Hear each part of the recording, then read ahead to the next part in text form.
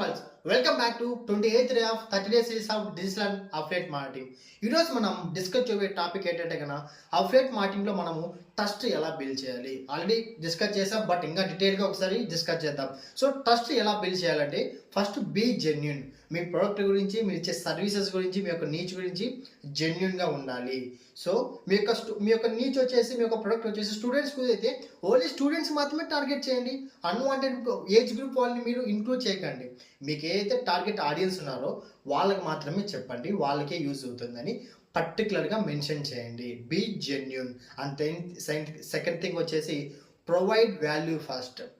ఎంతసేపు ప్రోడక్ట్ తీసుకొని అంటే సేల్ అవ్వదు. ఫస్ట్ నీ యొక్క ప్రోడక్ట్, నీ యొక్క సర్వీస్ గురించి యూజెస్ ఏంటి, అడ్వాంటేజ్ ఏంటి, దానివల్ల నీకు ఇన్కమ్ ఎలా జనరేట్ అవుతుంది, దానివల్ల ఎంతమంది ఆల్రెడీ ఇన్కమ్ జనరేట్ చేస్తారు, ఈచ్ అండ్ ఎవ్రీథింగ్ నువ్వు చెప్పినట్టయితే అప్పుడు ఆ పర్సన్కి అరే ఇది ఏదో బాగుంది, ఈ సర్వీస్ నేను తీసుకోవాలనేది వాల్యూ అనేది వాళ్ళకి అర్థమవుతుంది. And be consistent. మళ్ళీ చాలాసార్లు డిస్కస్ చేసాం. Be consistence. సో కన్సిస్టెన్సీగా ఎలా ఉండాలి అనేది నా 5am మ్యాజిక్ క్లబ్లో నేను ఖచ్చితంగా ఎవ్రీడే మార్నింగ్ 5am క్లాస్ తీసుకుంటాను. ఇన్ కేస్ మీ ఇంట్రెస్ట్ అయితే కన్నా నా నెంబర్కి కాల్ చేయండి. I will give a free access. Okay, so be consistent and show your proofs. నీ యొక్క ఇన్కమ్స్ నువ్వు ఖచ్చితంగా ప్రూఫ్ చూపిస్తేనే. ఈ కాలం నువ్వు ఒక వజ్రం చూపించి ఆ వజ్రం ఇది వజ్రం రా 100 కోట్లు అంటే ఎవడు నమ్మడు.